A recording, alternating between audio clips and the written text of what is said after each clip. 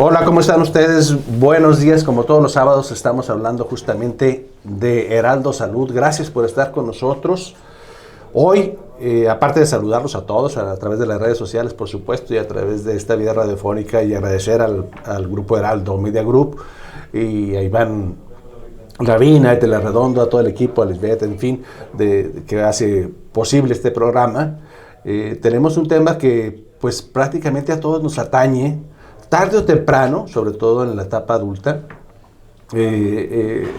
Nos vamos a quejar de un dolor psicomotriz, de un dolor muscular, de un dolor en la espalda, de un dolor en el cuello, y algunas veces acudimos con el médico y otras veces no, y aunque usted no lo crea, existen ciertas formas y ciertas rutas de estudio y de protocolo para estudiar el dolor. No nada más es tómate esta pastilla y ya, ¿verdad? Hay dolores, por supuesto, agudos, otros que son crónicos, otros que la causa es muy evidente, el trauma, por ejemplo, un golpe, ¿no? ¿Por qué te duele? Pues porque me acabo de pegar, ¿no? Me caí, en fin, y me golpeé en esta parte, no tuve un accidente. Y otros dolores que la verdad, como se dice coloquialmente, los médicos no damos pie con bola, no sabemos ni por dónde, ¿no? Pues, ¿qué le pasa, no? Voy a hablar, y estamos hablando por eso se escuchó usted la risa, de la doctora María Inés Vega Frías, experta en rehabilitación física. Hola, buenos días.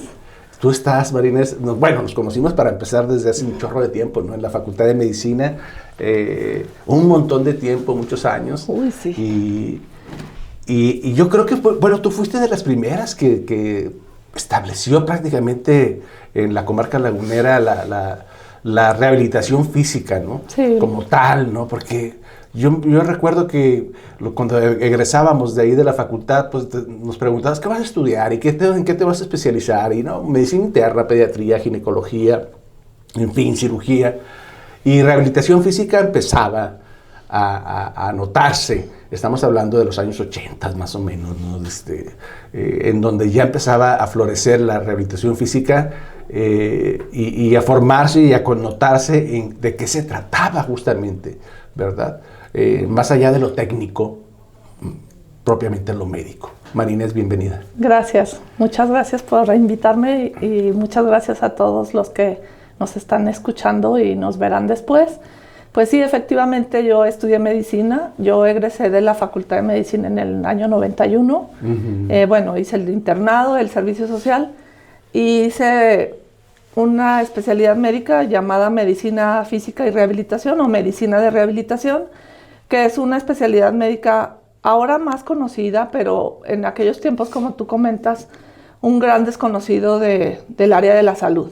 Sí. En la medicina de rehabilitación es una, como ya lo mencioné, una especialidad médica formal en donde nos preparan para diagnosticar, tratar y prevenir los estados de invalidez y minusvalía del cuerpo humano, o sea, todo aquello que tiene que ver con déficit funcional del sistema neuromúsculo esquelético y ayudado por un equipo multidisciplinar en donde están los terapeutas físicos o los licenciados en terapia física, licenciados en terapia ocupacional, logopedas o licenciados en comunicación humana, y pues formamos parte de un equipo también multidisciplinario de médicos en donde atendemos pacientes de muchas especialidades diferentes. Nosotros recibimos pacientes con patología neurológica, ya sea del sistema nervioso central o periférico, patología como lo dijiste, traumática o de origen traumático, ortopédica. Ayudamos a los pacientes con enfermedades reumáticas, pacientes con secuelas de quemaduras, amputaciones, malformaciones congénitas. Entonces es un área de la medicina que incide en prácticamente todas las áreas. ¿Y el paciente senil? Atendemos pacientes de todas las edades. En mi capacitación, en mi formación, yo aprendí a ver desde un niño prematuro hasta un adulto mayor. O sea, atendemos todos los grupos etarios y una gran patología o patología muy diversa. Como te comento, todo aquello que ocasiona dolor o déficit funcional en el sistema neuromúsculo-esquelético. Oye, María Inés, siempre he tenido yo la curiosidad y la duda en esos viajes ahí de estar leyendo y el punto es, si evolutivamente a nosotros hemos tenido, ahorita que mencionaste secuelas, yo me fui mucho, pero mucho más atrás, miles y millones de años. Si el caminar, el perder los 4 pies, nos ha creado secuelas evolutivamente. Es decir, de estar arrastrándonos y caminar en 4 puntos y decidir, bueno, ahora lo vamos a hacer en 2 pies como seres humanos, como Homo sapiens. Nos ha creado secuelas a los humanos en la columna, que digas tú, bueno, esto no lo tienen los perros. Esto no lo tienen los que andan en 4 puntos, nunca van a padecer de esto. Ustedes tienen otra ventaja como seres humanos, pero ellos, esta parte de la columna no se daña. ¿Hay algo de cierto de eso? Sí, sí es cierto. En la evolución de las especies o el precio de caminar en 2 pies. No me digas. Sí tiene muchas consecuencias. Nuestros huesos están mucho más torcidos, sobre todo la pelvis, por las fuerzas a las que han sido sometidas para lograr la bipedestación. Y la verdad es que sí, los cuadrúpedos no padecen de la columna como nosotros. Ellos tienen otro tipo de problemas y el esqueleto cambió mucho. Nosotros también, por ejemplo, por el gran funcionamiento que tenemos en los brazos, en las extremidades torácicas, nosotros tenemos clavículas porque hacemos, al tener una esfera, hacemos muchos movimientos en el espacio y también... La columna es, yo creo que la principal causa de consulta es el dolor espinal, sobre todo el dolor de espalda baja, pero también otra patología muy frecuente es la patología de hombros y está relacionada al gran movimiento que hace la esfera del hombro, pero a diferencia de la esfera de la cadera, el hombro se articula en una superficie prácticamente plana, que es la glenoides, y entonces tiene muchos músculos tónicos que están contraídos todo el tiempo para mantener los hombros en su lugar, para que no se zafen. Y el hombro pues tiene una relación con prácticamente todo. La mandíbula, el cuello, el tórax. Y los hombros están anclados a la pelvis por el dorsal ancho. Ahorita que hablemos un poco de cadenas vamos a hablar de eso. Y otra de las patologías más frecuentes es el hombro. Muchas veces no se enferma por sí mismo. Igual que la columna vertebral. Pero sí, los cuadrúpedos, por ejemplo, ellos nada más se propulsan haciendo flexión y extensión en los hombros, y nosotros hacemos abducción, rotación interna, rotación externa, y aparte muchos movimientos combinados. Podemos hacer extensión con rotación interna, extensión con rotación externa, abducción con extensión y rotación interna, flexión con abducción y rotación interna o externa. Y lo que es el movimiento de circunducción del hombro. Magnificados en los deportistas, ¿no? Así es. Pero también una mala utilización corporal, pues que es de lo que vamos a hablar también ahorita, gesta muchos de los problemas. Entonces, tu especialidad es medicina física y rehabilitación. Así es, sí. Y nosotros en esta área de la medicina también prescribimos fármacos, igual que muchos de los médicos, pero no es nuestra herramienta terapéutica principal. Nuestra herramienta terapéutica principal es la aplicación de medios físicos, por eso se le denomina medicina física, agentes físicos de diferente tipo que pueden ser modalidades terapéuticas, calor, frío, sonido o el ultrasonido, campos magnéticos,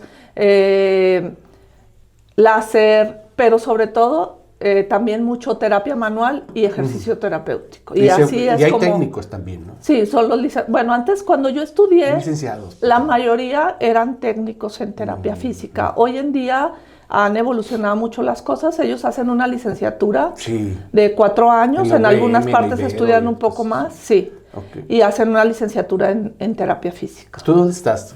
Si yo quiero acudir contigo a consulta, ¿dónde te encuentro? Yo tengo una clínica en la esquina de Feliciano Cobian con Avenida Zuluaga en la colonia Los Ángeles.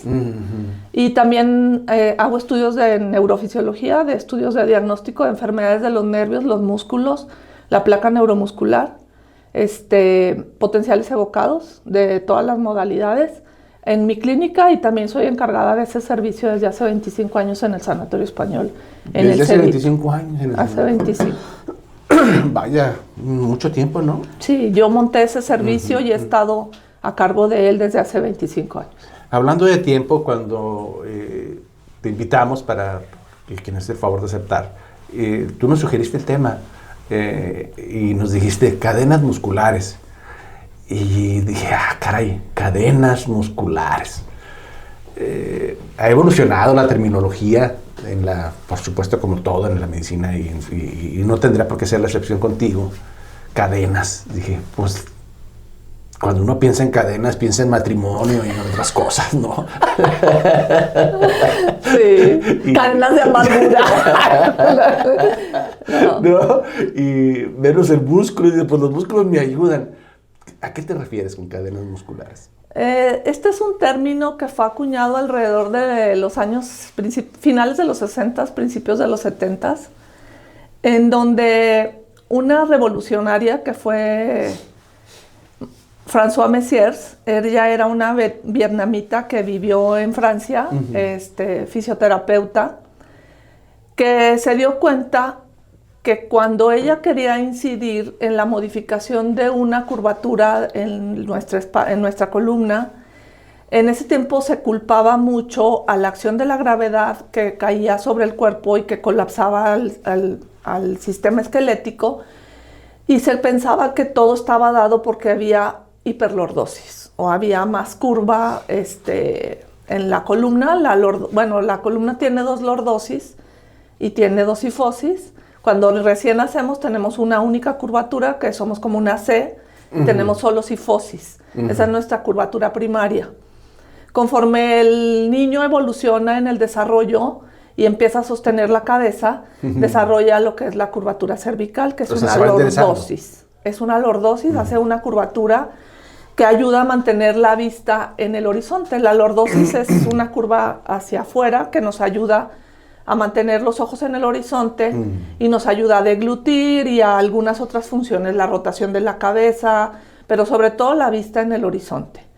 Conforme el niño va evolucionando y se sienta y gatea después, empieza a formarse lo que es la lordosis lumbar.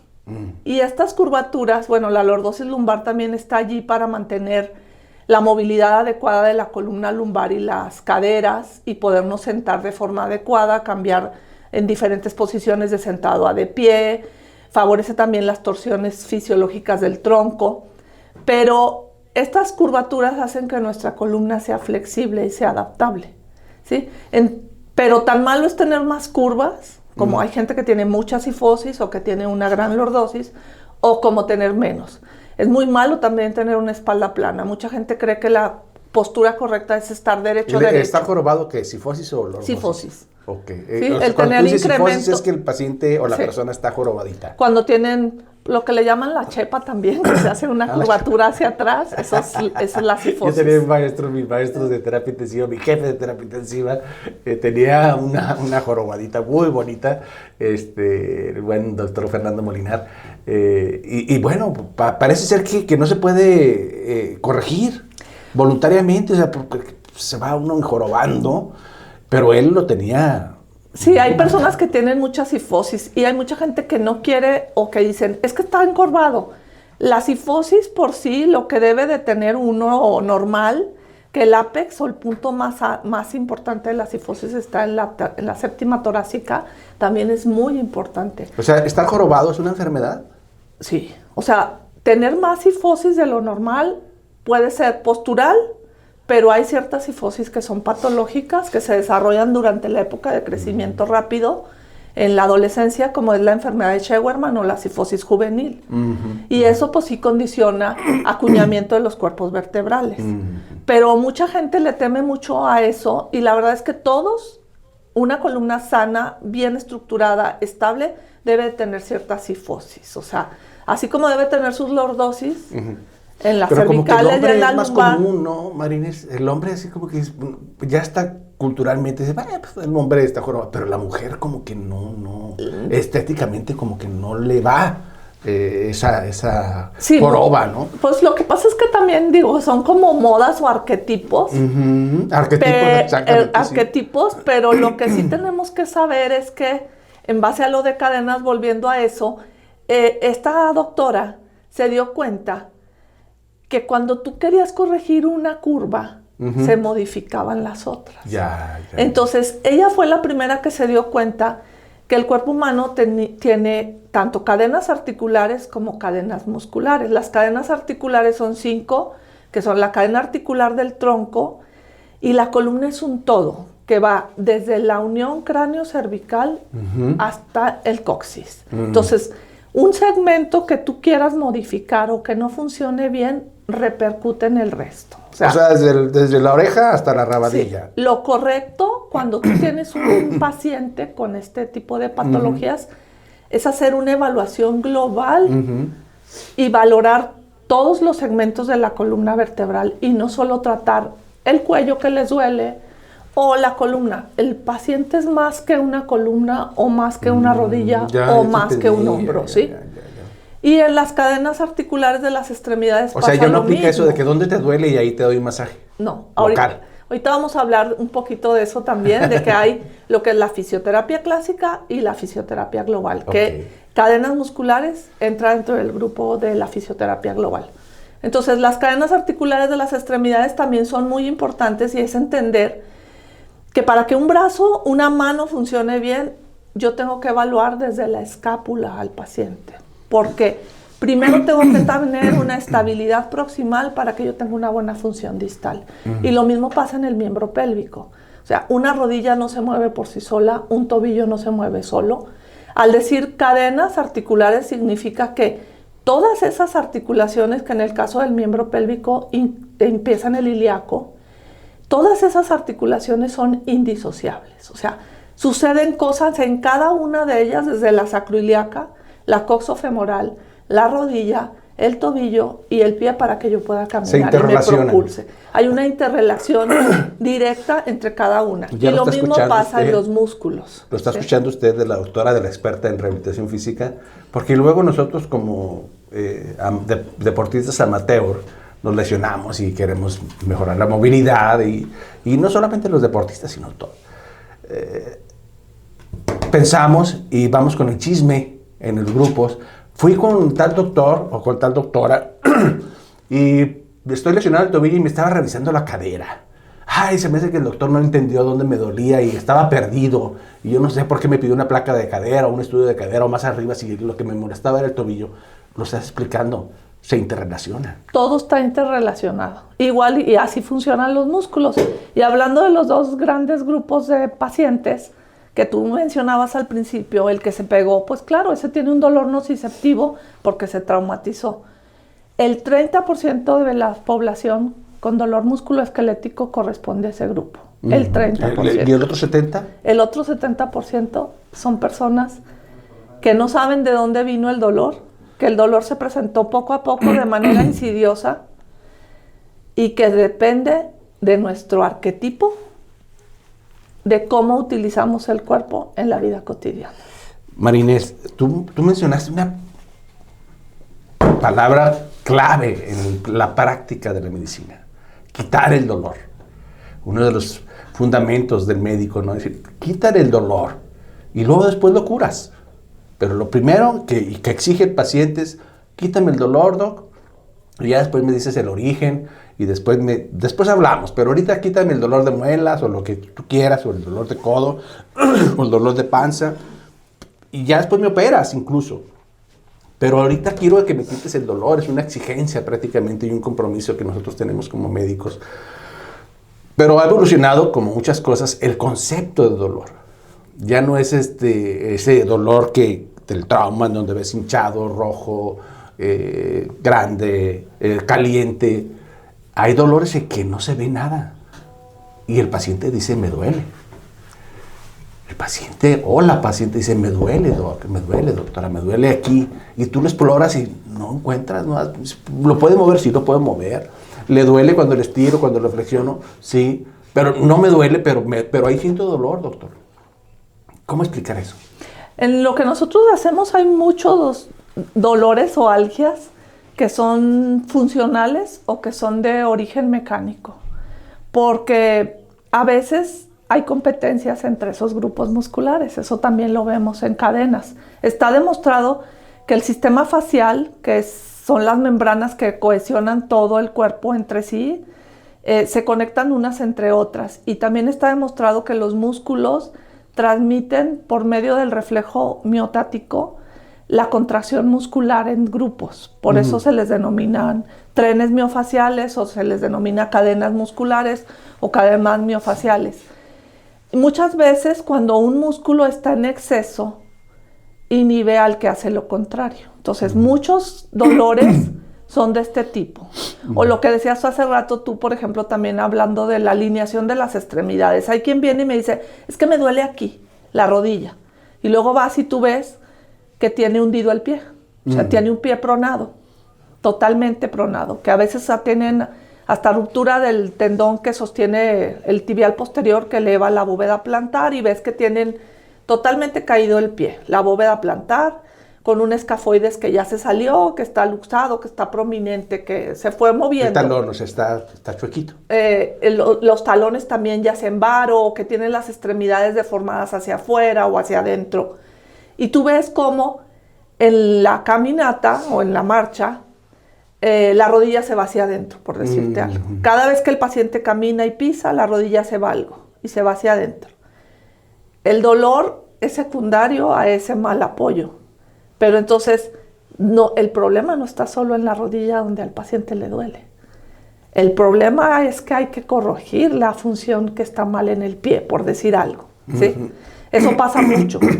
O pasa una rodilla que duele y que vas y ves que la cadera está, no sé, permanentemente rotada hacia afuera y que eso entonces te está jalando el sartorio a su inserción, que es parte de la pata de ganso, en la cara interna de la rodilla. Y entonces, ese que duele es porque está estirado, o sea, está en extensión.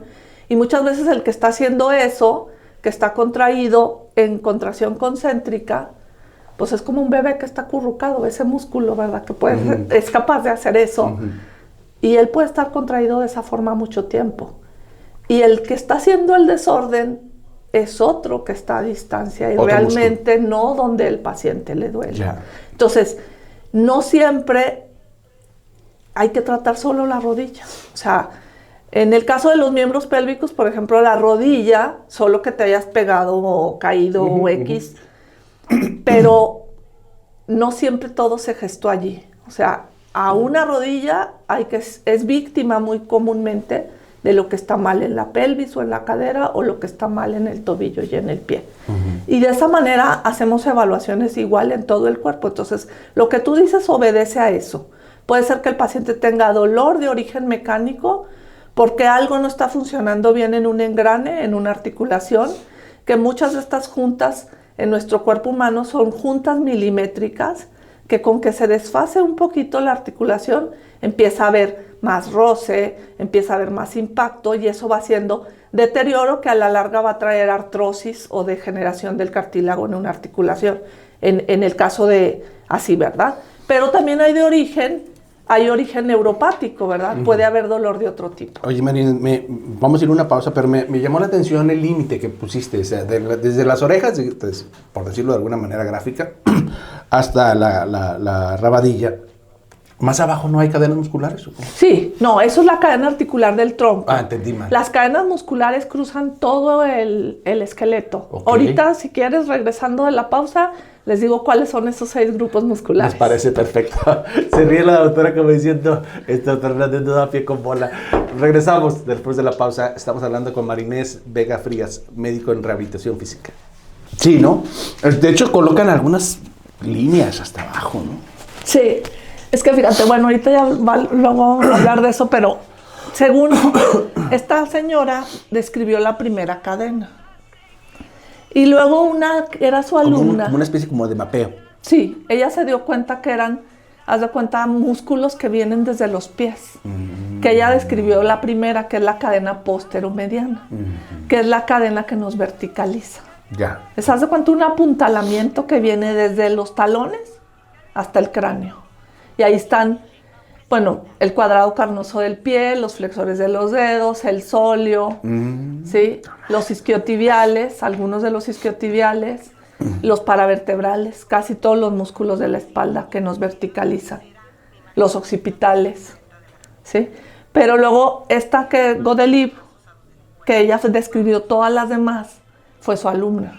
Y entonces, pero en base a eso, ¿vas decidiendo el tratamiento? Sí, tú haces un examen global y valoras, haz de cuenta, la postura y decimos el morfotipo. Pero aquí ella, o sea, como que fuera una mujer muy visionaria, porque también habla de lo que es el terreno predispuesto. O sea, que haz de cuenta, cada quien usa más un grupo muscular que otro porque tiene cierta personalidad también. ¡Ah, la madre! No manches. Porque por la acá, muscular, por la personalidad. lo que pasa es que los músculos, fíjate, los músculos cohesionan el esqueleto. O sea, desde ahí ya por género ya hay un gran grupo. Le dan la forma. Hay musculatura tónica en la que tú no tienes injerencia, que la activa directamente el cerebro. Entonces, el cerebro ajusta un montón de cosas para que hegemónicamente tú sigas haciendo lo más importante. La marcha, la deglución, la respiración, la masticación.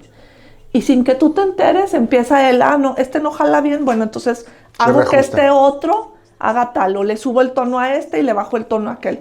Y eso nosotros no nos enteramos. No es consciente. Eso no es consciente. En la musculatura tónica. En la musculatura fásica tú los activas a voluntad. Entonces, en la estática algunos músculos funcionan de una forma y en la dinámica cuando tú los activas funcionan de otra forma. Y la musculatura expresa lo no verbal. Entonces, ahí también está metido el psique de las personas. Entonces, es un cohete, porque la verdad es que hay mucho. Pues ustedes ya se metieron en un cohete, pues ¿por qué meten el cerebro ahí? Y luego dice el cerebro de mujer y que el cerebro de, mujer, de niño y en fin. Pues es que no es que uno lo haya metido, pues es que el esqueleto así está organizado, ¿no, verdad? Porque pues el que orquesta todo al final es el sistema nervioso. Sí. Entonces. Pero como que tradicionalmente lo habías independizado, ¿no? Es decir, la parte muscular de los músculos voluntarios, pues bueno. Sí, porque todos pensábamos mucho que los músculos, la mayoría eran voluntarios. Y no es así. Hay un gran grupo de músculos que son involuntarios, que es la musculatura tónica. Y puedo yo hacer que trabajen como yo quiera también voluntariamente, pero es como. Pero sin pensarlo. Exacto. Es como la bipedestación o el control cefálico. Tú no le dices a tu cabeza, sostente cabeza, sostente tronco. En cuanto tú entras o manejar bicicleta, ¿no? Lo automático, el ir conduciendo. Pues. Sí, eso lo hiciste, son engramas que se graban en la corteza motora. Regresamos a su programa Heraldo Salud. Vaya lío en que se metieron ya, pues yo no, ustedes como médicos de medicina física y rehabilitación, porque me está platicando la doctora María Inés Vega Frías, médico en rehabilitación, lo que nosotros ya sabíamos, que hay músculos voluntarios y que otros son involuntarios, y que uno mueve, quiere tomar un refresco, un vaso, pues lo hace voluntariamente, ¿no? Y para hacer eso, pues tiene que dar la orden nuestro cerebro a ese músculo y a ese hueso y a esa articulación para que sujete lo que tenga que sujetar o suelte lo que tenga que soltar. Eso es la musculatura voluntaria tradicional, ¿no? Que nos enseñaron clásico y que sigue vigente ese concepto, ¿no? Pero luego ahorita me dice la doctora que aparte de esto, tenemos nosotros un sistema musculoesquelético. ¿Tónico o postural? Que funciona de manera automática. Involuntaria. Pero que a la vez es voluntario, sí. ¿no? O sea, funciona voluntariamente, pero no sin pensarlo. Sí. El esqueleto es bastante complejo porque tenemos lo que tú mencionas, o sea, musculatura tónica.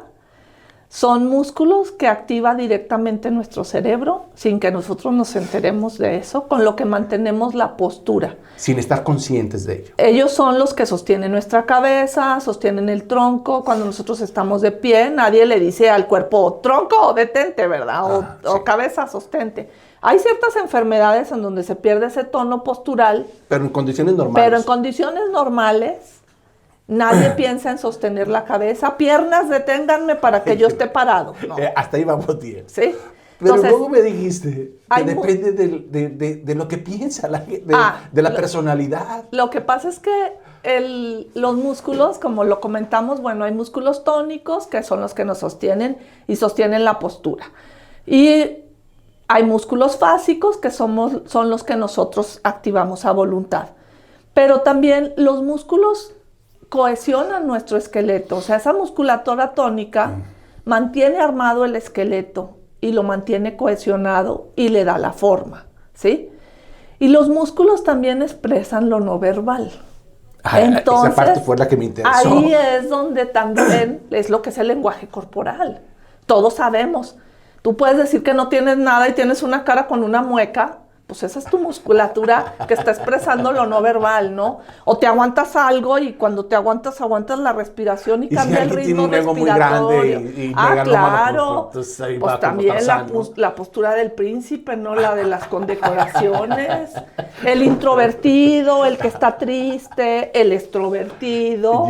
O sea, en base a eso están hechos los morfotipos de GDS o de cadenas musculares. O sea, ya esa persona, exactamente, esa personalidad tiene un efecto en su musculatura. Exacto.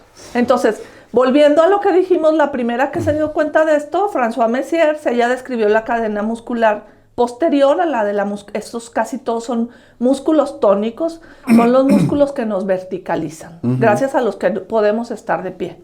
Y ella era muy dogmática, ella era dogma lo que ella decía, ¿no? Y tuvo una alumna que fue Godelieve Denise Strouf, que ella era una belga que creció en el Congo. Y era una mujer muy sensible, muy abierta a la observación, y por vivir en el Congo, pues creció muy cerca de la naturaleza, de los animales, y era muy buena dibujante. Ella regresa a Bélgica para estudiar Bellas Artes. Y la mandan a tomar clases de anatomía para poder hacer sus dibujos. Como sabemos que muchos de los grandes artistas estudiaron el cuerpo humano para poder plasmar lo que plasman en los lienzos o en las esculturas, como Miguel Ángel y todos los grandes, ¿verdad? Entonces a ella la mandan a la escuela de terapia física y toma clases con Messiers. Y era tan buena dibujante. Mujer, que empieza a dibujar a las personas. En ese tiempo, pues estamos hablando de los 70s. No había cámaras como ahora que todo el mundo tiene una cámara en un celular, ¿verdad? Entonces ella se empezó a dar cuenta, la ponen en un pabellón donde atendían dolor de espalda o dolor espinal, y se da cuenta y empieza a cuestionar por qué a todos los pacientes los trataban igual, si no eran iguales. Ella empezó a dibujar a los pacientes y tomaba el frente del paciente, la espalda, la vista posterior y los dos perfiles, el perfil lateral derecho y el perfil lateral izquierdo. Y se empezó a dar cuenta que había morfotipos. Entonces lo que dijimos ahorita, uno que estaba muy derecho, propulsado hacia adelante, con los ojos hacia el infinito y más allá, otro que estaba encorvadito, otro que estaba en una postura muy abierta. Y entonces empieza a hacer disecciones con el hombre con el que se casó, que era médico y que era acupuntor, y va y se da cuenta en las disecciones cuáles eran los músculos responsables de las deformidades que veían. Cuando la rodilla se iba para adentro, cuando la rodilla se iba para afuera, y se empieza a dar cuenta que los pacientes que más o menos se parecían se enfermaban de lo mismo o tenían las mismas patologías. Entonces ella hizo la división en 6 cadenas musculares, 4 que están en el eje vertical, que es el eje de la personalidad. Sí, porque 2, me dijiste que va desde el talón, sí, desde los dedos de los pies. Y 2 que están arriba en el eje horizontal, que son el eje relacional. Entonces, los 4 grupos que están en el eje vertical serían la cadena posteromediana, y le llamaron así porque está en la parte posterior del cuerpo y muy cerca de la línea media. Esta cadena es la que nos verticaliza, ¿sí? Empieza en las plantas de los pies, efectivamente, con los flexores, y para eso los flexores de los dedos necesitamos un pie plantígrado. Después viene el cuadrado carnoso que está en el talón, el cuadrado de Silvio, y de ahí eso, si está plantígrado, le da punto fijo al sóleo que verticaliza la tibia. Y luego el sóleo le pasa tensión a parte de los isquiotibiales para verticalizar el fémur. Cuando dices el sóleo y todos esos músculos, me acuerdo de nuestro maestro de anatomía, Jorge Siller. Así es.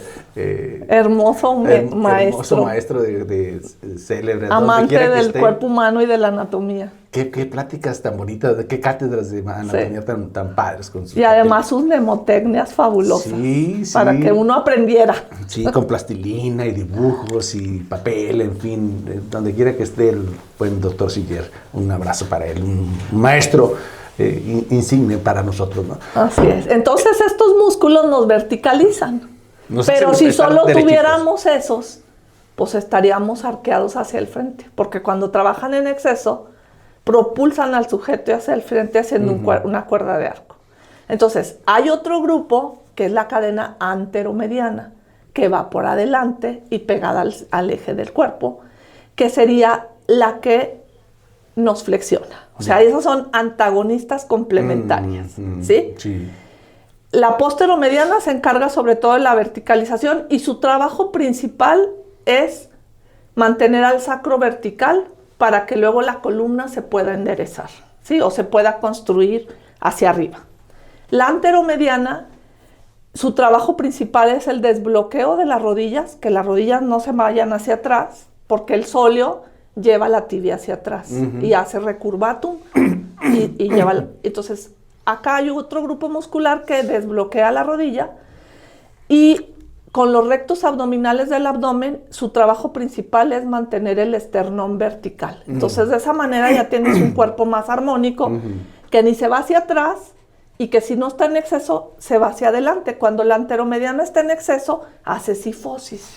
El sujeto cae hacia atrás. Pero ya de la división de género hay muchas diferencias. Sí, entre también. hombre y mujer. Y han cambiado. La distribución de grasa, el seno, las boobies, en fin, ya desde... Y ha cambiado también con el tiempo cómo funcionamos. Por ejemplo, los pacientes que trabajaban en exceso de la posteromediana, que eran muy derechos, eso se vio mucho después de la posguerra. Hoy ya no vemos tanto esos pacientes, más que gente que trabaja mucho o gente que hace mucho trabajo físico de esfuerzo, de correr distancias muy largas o cargar mucho peso en el gimnasio, son pacientes que tienen ese morfotipo. Hay muchas variaciones por lo que estoy viendo. Hay muchas variaciones. Y luego va habiendo competencias y puedes tener mezcla de mucho de estos. La otra cadena que está en el centro del cuerpo, que se divide en dos, por eso son 4, pero estas dos se juntan, es la cadena postero-anterior, antero-posterior. Y ahí está el diafragma, el cuádriceps, el psoas ilíaco, los músculos de la respiración. Y esta cadena lo que hace es darle alternancia a las otras dos. O sea, descansa. Entonces, de manera que la columna se debiera mover todo el tiempo como si fuera un pistón. Y eso mantiene sanos a los discos intervertebrales y a nuestras vísceras. Porque en la inspiración, cuando nosotros metemos aire, las curvaturas de la lordosis se rectifican. Metemos aire, inspiramos, la columna se deslordosa. Se endereza. Sí, en la expiración se recupera. Entonces eso, haz de cuenta, todo el tiempo debiera estar pasando, siempre y cuando tengamos una respiración libre y todos hagan su trabajo donde lo tienen que hacer. Y luego tenemos en el eje horizontal la cadena anterolateral y la cadena posterolateral. Y con esas cadenas nosotros salimos con la posterolateral, hacemos rotación externa y salimos a buscar al exterior. Y con la cadena anterolateral hacemos rotación interna y regresamos hacia nosotros. Entonces, cuando todo está en equilibrio, tenemos un cuerpo armónico, un cuerpo sano, en donde cada quien ejecuta su trabajo donde lo debe de hacer. Ellos se encargan, por ejemplo, la anterolateral se encarga de anclar los hombros, ¿sí? La posterolateral de tener cierta torsión de rotación externa en las caderas para que tú puedas agacharte, hacer cuclillas, sentarte, levantarte, sentarte de una silla y caminar. En cada paso, cuando yo flexiono la cadera, hago cierta rotación externa, pero luego la otra recupera para que los pies caigan como debe de ser en el suelo. Por ejemplo, ahí incide sobre la rodilla para que la tibia rote hacia adentro y el pie caiga como debe de ser. Estás hablando de personas comunes y corrientes, ¿no? Sí. De la normalidad. De la normalidad, cuando todo está como debe de ser. Cuando dijiste tú que te prácticamente subiste los hombros y doblaste, pensé en los que practican yoga y meditación. Vaya posturas, ¿no? ¿Cómo pueden controlar esas posturas y sin sentirse incómodos durante mucho tiempo a través de...? Sí, eso también es un tema, es una muy buena disciplina, pero también tienen que entender que no hay que estirarse en exceso, porque llega un momento en que el músculo ya no es el que estás estirando, sino que estás poniendo en tensión a los ligamentos y desestabilizando una articulación, que eso no es saludable. ¿Tú has visto pacientes o personas que practican yoga que se lesionen por Sí. practicar yoga? No manches. Pues no se supone que... Sí, es que hay prácticas excesivas igual que en todo. Es como quien carga a lo mejor en el gimnasio y lo hace correctamente y no carga en exceso y no se enferma. Pero hay quienes cargan de más y también se enferman. Digo, O sea, ya no me voy al Tíbet. Yo pensaba tener un viaje al Tíbet, pero si me estás diciendo que me voy a lesionar, mejor no. No necesariamente va a pasar eso, ¿verdad? Pero lo que la gente tiene que entender es que hay que tener el justo medio en casi todo. O sea, tan malo es no hacer nada de ejercicio como hacer más. Yo creo que es peor, no hacer. ¿Qué? Sí, ¿Para ti qué es peor? Pero también mucho? el sobreentrenamiento no es bueno, ¿sí? Y hay que ir adaptando la práctica deportiva a los años que vamos teniendo. Porque no son los mismos los 20 que los 50. Dímelo a mí. Apenas voy a jugar 2-3 juegos de pro tenis y de tenis y al día siguiente amanezco hecho pomada, ¿no? Así es. O sea, no es lo mismo. Por más que tu cerebro quiera hacer la misma actividad que decías hace 20 años, imposible. Y pues sí. Y volviendo al tema de lo de cadenas, eso es lo que se trata de esto. O sea, Las interrelaciones. Esta relación que tiene todo el esqueleto entre sí. Ir a buscar realmente la causa de la patología o del dolor y no solo tratar el síntoma. ¿Y eso te va guiando para el tratamiento? Así es. O sea, Este método también no se trata solo de relajar un grupo o de fortalecer otro grupo, que eso se hace mucho en la fisioterapia clásica o con movimientos analíticos. En cadenas lo que tratamos de hacer es rearmonizar el cuerpo y enseñarle a la gente que entienda qué es lo que está pasando, por qué ha caído su cuerpo en ese exceso o qué tiene que corregir y que se haga cargo, porque tampoco es como que ahí viene, ahí le dejo el cuerpo, arréglemelo. Se la vive ahí contigo, ¿no? Que sí, ahí, porque yo puedo dejar mis manos en la camilla en un tratamiento, o sea, o el terapeuta que da el tratamiento. Pero si el paciente vuelve a sentarse mal, se vuelve a parar mal, vuelve a cargarlo como no debe de ser, pues regresa a lo mismo. O sea, aquí el punto es que el paciente tiene que entender qué está pasando y tiene que vivir el cuerpo en el que vive. Ese esqueleto que va con él a todas partes. Que me gustó la palabra que dice armonizar nuevamente. Armonizar y vivir su cuerpo. ¿En dónde estás entonces? Me dijiste, ¿en dónde está tu clínica? En la esquina de Feliciano Cobian y Zuluaga, Feliciano Cobian 101, esquina con Zuluaga en la colonia Los Ángeles. Voy a ir después, sobre todo después de jugar tenis, que termino, de hecho, bueno, no, terminan conmigo los que me hacen pomada ahí. Afuera, antes de entrar, la doctora Marinés me gusta mucho porque ahorita pues, prácticamente estoy a punto de decir la palabra eureka. He descubierto que no sé nada, ¿no? Pues así somos en todas partes, es un mundo, cada área de la medicina, por eso también zapatero a tu zapato. Bueno, te digo, no, he descubierto que no sé nada. Para empezar, todos los músculos que me dijiste, oye, ¿dónde se inserta el músculo, el sóleo, el fe? No, ni idea, ¿no? Habrá que repasar nuevamente todas esas inserciones musculares. Los 600 músculos del cuerpo humano. No puede ser. Y luego, los huesos, en fin, los ligamentos, tendones, en fin. Pero tú me decías de una parte importante. Hablar de músculo también es hablar de nervios. Así ¿verdad? es. Y algunos también, algunos nervios, por llamarlo coloquialmente, voluntarios, y otros autónomos que funcionan prácticamente de una manera mágica, o sea, que nos rigen un sistema nervioso autónomo. ¿Qué es y qué tienes en mente? Bueno, pues el sistema nervioso autónomo es un gran desconocido. Nos lo enseñan en la escuela y pues sí, todos sabemos que es el sistema nervioso que controla muchas de las cosas involuntariamente en el cuerpo humano, la frecuencia cardíaca, la temperatura. Sí, nunca nos lo aprendieron porque todo no va a funcionar. Exactamente, todos pensamos que ahí está y siempre está bien, ¿no? La realidad es que no siempre está bien. Nos hace respirar y todo. Nos hace respirar, los latidos cardíacos, la temperatura, la piloerección o la horripilación, las glándulas de la piel, las glándulas sudoríparas, etcétera, etcétera, ¿no? Inerva una gran parte de estructuras del cuerpo humano, pero pues sí es un gran desconocido. Y eso sería lo que es el simpático y el parasimpático, lo que es su parte periférica. El mesentérico, que sabemos que aunque es una rama del vago, pues es un mundo aparte, la inervación del mesentérica, y que hoy en día pues ya ven que se sabe que hay un eje directo de intestino-cerebro que está mediado por este nervio y que conecta o que informa al cuerpo muchas de las cosas de la homeostasis y el funcionamiento correcto de nuestro intestino y de nuestra microbiota directamente al hipotálamo. Como buen vago. Así es, como buen vago. Y la parte central, pues que estaría mediada por el hipocampo, el hipotálamo, hay cosas en el tallo cerebral, acción en el tallo cerebral, en la médula espinal, y pues una relación entre ellos y el control que hay en lo periférico. Y hoy se sabe que el sistema nervioso autónomo tiene acción sobre también la inmunidad, y esto está dado también por la microbiota que tenemos en el intestino.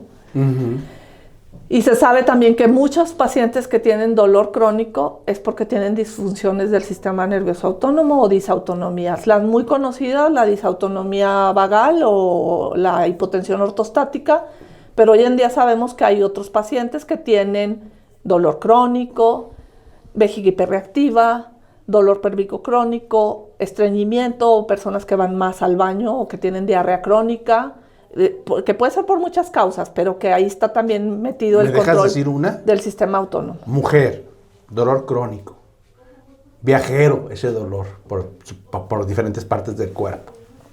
Ha visitado como 30 médicos aquí en la comarca lagunera, ha tomado como 50 fármacos y no se le cura ese dolor. ¿A qué se le suena eso? A la famosa fibromialgia. Un diagnóstico así medio... Como que es medio el basurero de muchas cosas, sí, como que cuando no saben... ¿no? Dice, bueno, pues, ¿y eso qué? Cuando pues, muchos no saben qué y no explican lo que el paciente siente, pues o tiene fibromialgia o tiene algo psiquiátrico. Sí, y ahora también... Se les duerme. Tiene síndrome post-COVID. Ah, sí, también. Como que ya hemos agarrado ese síndrome post-COVID como el cajón de la... Y las disautonomías también están dadas por infecciones virales. El COVID es uno de los que más ha dado disautonomías, y también el dengue. Sí. Hay pacientes que tuvieron esto y que quedan con ciertas disautonomías. Pero y pueden ¿qué hacemos tener... con los pacientes con fibromialgia? No corras. Los pacientes con fibromialgia, sí, que tienen dolor crónico. No se les quita. Sí, y es que no todos los cuerpos responden a los fármacos. Probablemente ese cuerpo está hablando otro lenguaje. ¿Sí? Y sí es bien triste ver a los pacientes con unas polifarmacias terribles, terribles. Estoy por empezar un tratamiento nuevo, ya está aquí en La Laguna, que es una neuromodulación no invasiva del sistema nervioso autónomo. Es un tratamiento, pues, cero agresivo, que hace a través de la piel, estimula con microcorrientes los nervios de las manos y de los pies. A través de las fibras simpáticas que tenemos en la piel, toda la inervación de la piel está dada por el simpático, a través de las fibras B, las fibras A delta y las fibras C. Y son impulsos eléctricos que prácticamente son imperceptibles. O sea, él no lo siente el paciente. No da dolor, no, y hace neuromodulación del sistema nervioso, y al hacer la neuromodulación, pues se van equilibrando poco a poco los neurotransmisores, que mucho del dolor crónico está dado por esto, porque disminuyen los niveles de serotonina, sobre todo noradrenalina, y hay aumento del glutamato y la producción de la sustancia P, que son los responsables del dolor. Los famosos neurotransmisores cerebrales. Entonces, ¿el dolor está en el músculo o en el cerebro? Pues más bien en el cerebro. Así es, y más cuando se vuelve crónico. Igual, por ejemplo, el dolor espinal, se pueden hacer sensibilizaciones centrales a nivel de las metámeras en la médula espinal que perpetúan el dolor. Yo creo que nos vas a hablar largo y tendido. Vamos a tener un programa especial para esto que me acabas de decir. Así es, me encantaría. Vale la pena. Vale la pena. Vale la pena este famoso sistema nervioso autónomo independiente que funciona, lo ignoremos, sepamos de él o no, ahí está y funciona, y ha funcionado por miles y miles y miles de años para hacernos ir al baño, hacer pipí, respirar. Pero por eso también, por ejemplo, hay pacientes que meditan, que trabajan con respiración. Ahorita que decíamos de la yoga, que hacen ciertos estiramientos, que con eso mejoran. Porque de esa manera tú también puedes hacer ciertas cosas neuromodulando el sistema nervioso. Eso está demostrado también. Sí, entendí el exceso, ¿no? Que dijiste, Sí. no, pues también, o sea, yo no sé cuántas horas de yoga sean excesivas, pero el estiramiento excesivo te va Sí, a sobre provocar todo un el daño. estiramiento excesivo. Sí. Y igual, pues tampoco el sedentarismo, pues obviamente. Claro, pues, y es que también es entender que ningún ejercicio te da todo. Lo ideal es hacer combinaciones. Te puedo preguntar algo, la duda que tenemos ahí en todas las cantinas de borrachos, ¿cuál es el deporte más completo? Desde Híjole. el punto de vista de medicina de rehabilitación física. Pues mira, Unos apuestan por la natación, otros por correr. la natación es un buen ejercicio para mantener la movilidad articular y como la coordinación en general de todo, pero la natación, al no haber efecto de gravedad, no te ayuda a hacer depósito de hueso, ni te ayuda a hacer un aumento O sea, ¿te importante de la descalcificas con la masa. natación? Si solo haces eso, no tanto que te descalcifiques, pero si tú tienes problemas de densidad ósea, tienes que hacer ejercicio cargando un poco de peso y con efecto de gravedad. O sea, una mujer, por ejemplo, Sí. con osteoporosis, pienso 40, 50 años, que le gusta la natación, también tendría que... Sí, cuidar hacer su por peso. ejemplo a lo mejor un poco de ejercicio funcional o caminata cargando un poquito de peso complementar. y aparte hacer lo otro, ¿verdad? Y las técnicas de estiramientos de yoga son muy buenas. Yo les recomiendo a los pacientes por lo menos una vez a la semana sesiones de este tipo, porque también hay que mantener el rango de movilidad articular. No, es que te lo pregunto porque los pacientes a mí me preguntan y o sea, para preguntitas, ¿no? Sí. O sea, que, a ver, doctor, yo quiero hacer ejercicio, ¿cuál es el mejor ejercicio que me recomienda? Pues yo siempre recomiendo caminar desde el punto de vista de obesidad, de diabetes, todas esas cosas, ¿no? ¿Puedo hacer un comercial? Claro, haz lo que quieras. Bueno, yo tengo también un área pequeña de ejercicio terapéutico en la avenida Guadalajara, en Granja San Isidro, justo frente a la mezquita.